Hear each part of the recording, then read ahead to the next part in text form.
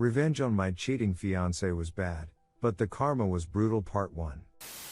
This happened to me about 1999-2000, when I was 19-20 years old. My friend told me that this was the juiciest revenge karma he's ever heard of, and that I should post it here. If you've ever been cheated on by someone you love, this is for you.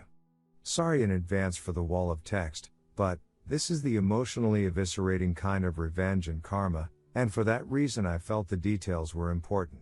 I was single after 5 years with my then boyfriend, and had finally mustered the courage to tell my junior high school crush, let's call him DN Duchenozzle, about the candle I'd been holding for him for the past 7 years, ever since the first time we met. I was still somewhat new to the Pacific Northwest after leaving my home of Alaska, and figured, well, he's in Alaska and I'm here, and never moving back, so I might as well let the unspoken thing be spoken, get the answer I'm sure is coming, and move on with my life.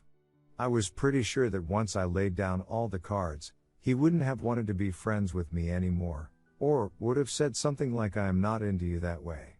I was expecting, at most, an awkward conversation with him that may have explained my behaviors over the years I had known him. Much to my surprise, he reciprocated my expression of sincere love.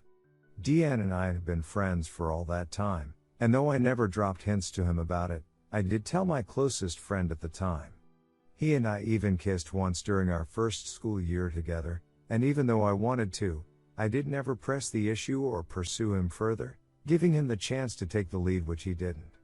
His words to me were poetic and so full of promise, including him saying how I always had a thing for you and never knew how to approach you, and I was so afraid you would reject me and I'd be humiliated, and so on. The same kind of stuff I had told him. 7 years later, having not the slightest clue that he was going to react that way at all, it made me question my decision about never moving back. I mean, never? After the phone call professing love for each other, that word never seemed so extreme. If I relaxed that decision, maybe I could have the opportunity for the relationship I had wanted for so long. I had a really great perk with a family member who was a pilot, and was able to fly on a buddy pass standby ticket pretty often. So I decided to fly up to Alaska every couple of weeks to see DN. Once the news got around, everyone in our circle of friends would exclaim, OMG, you plus DN. I always hope you two would end up together, you are the perfect couple.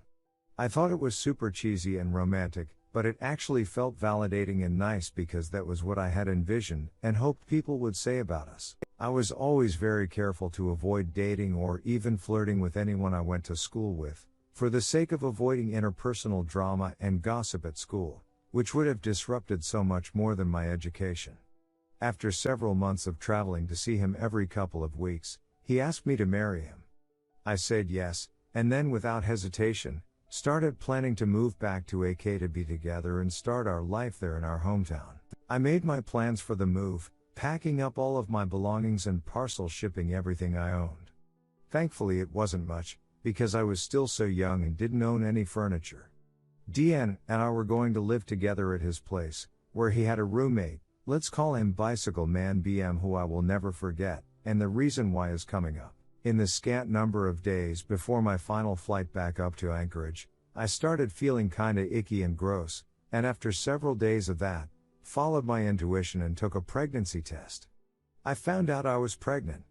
And I was so overjoyed that I called him one evening to tell him about it. There was already a party going on at his place. I spoke with DN briefly and said, I have some news I want to share with you, and he said, but first I have to tell you about this really cool artist chick. And he told me about this girl who came to the party, let's call her Thought Yes, a terrible nickname used only because I am too lazy to think of a better acronym, and it made me laugh when it first occurred to me. I was irked by the way he was talking about her, and realized this is not the time for a big reveal. I think I said to DN something like, don't do anything you'll regret. He asked me to call him later on to tell him whatever the news was, so I said I would, and then I did.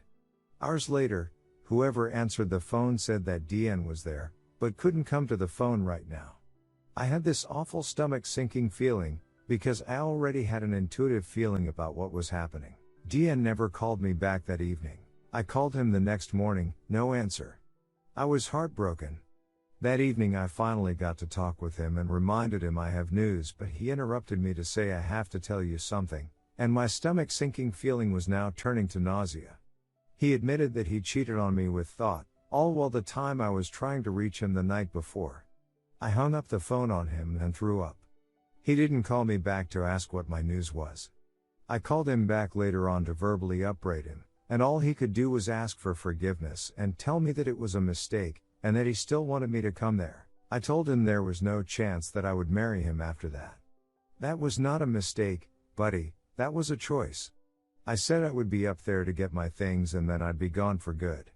It took every ounce of my emotional strength to verbalize my thoughts without screaming. I miscarried the pregnancy that week.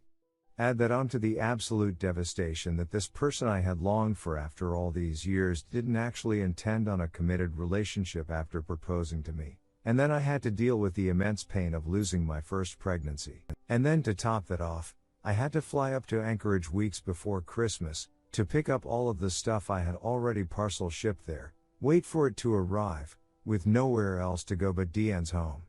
I had to face him and be around him, after having my heart thoroughly crushed. I knew also that all of our mutual friends, and our families, would either learn the truth, or would be told lies if Deanne tried to save face about his mistake. I didn't know Deanne to be that kind of person, but then, I didn't know him to be a cheater, either, so, all bets were off when it came to an educated guess about what course of action he would take. So I got on the plane, flew up north to Alaska, and of course, Deanne didn't remember he told me the day before that he'd pick me up at the airport. Or, he didn't think it was worth it.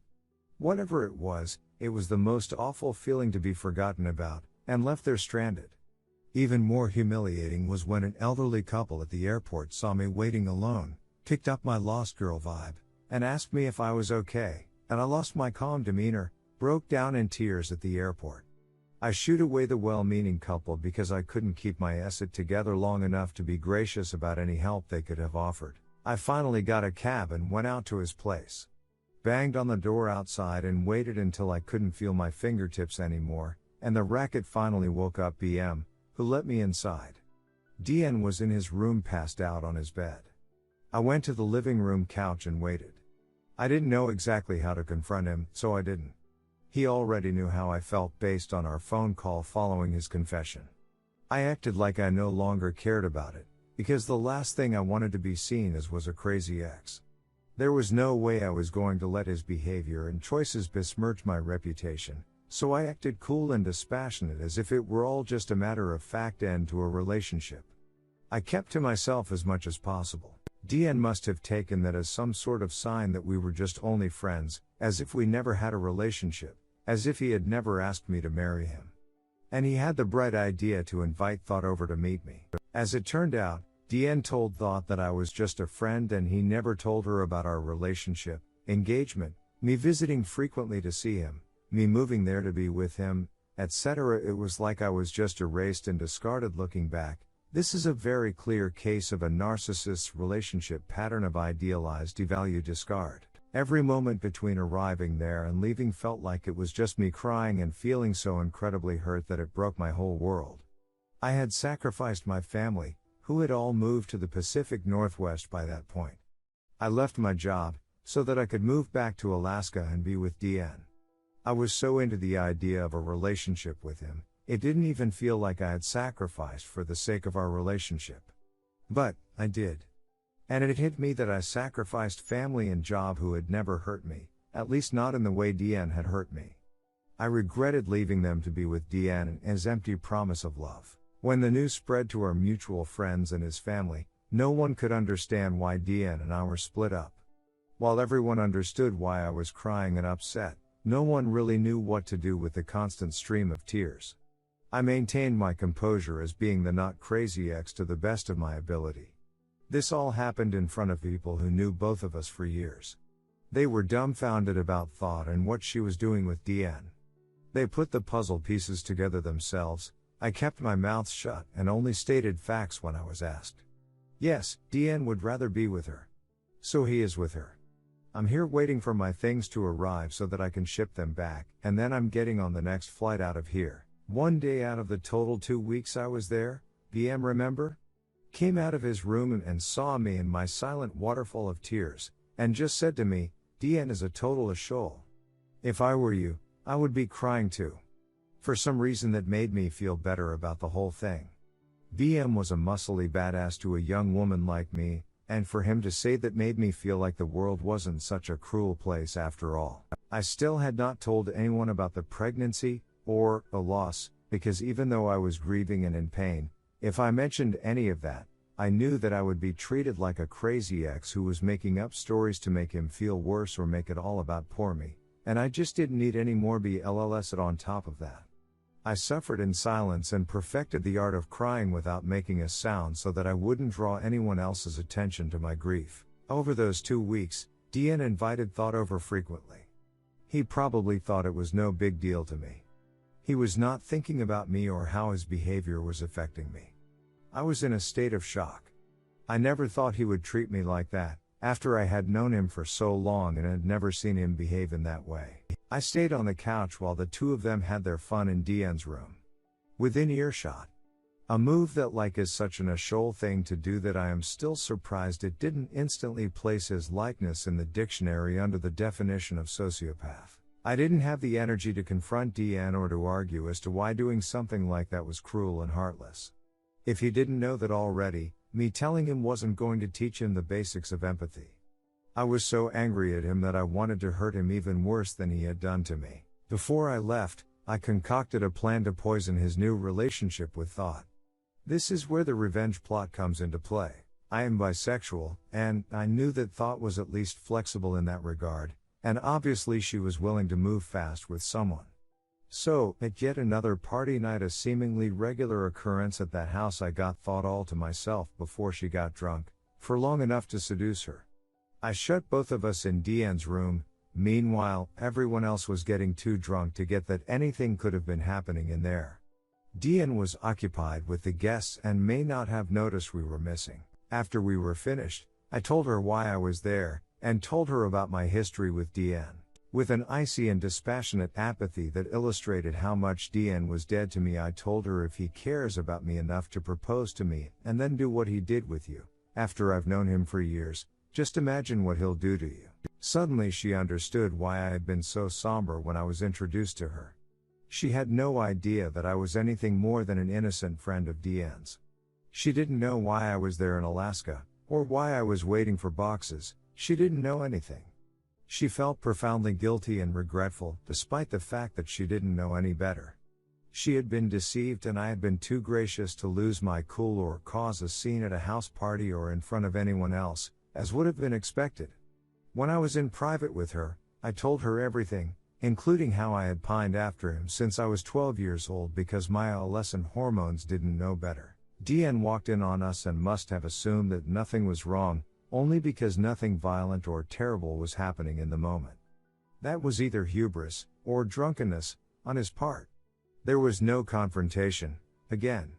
The party went on, and Thought left. The next day, Deanne asked me what I was doing with Thought. I said to him she was an easy piece of ass, and I'm not surprised you were able to get busy with her the same day you met her. I just happened to do the same thing you did. ETA, I didn't see her that way. I said that to her because it was the most emasculating thing I could think of. The look on his face seemed to suggest that his DCK had shriveled and inverted into his body. He looked more mortified than I've ever seen him. I still played my poker face.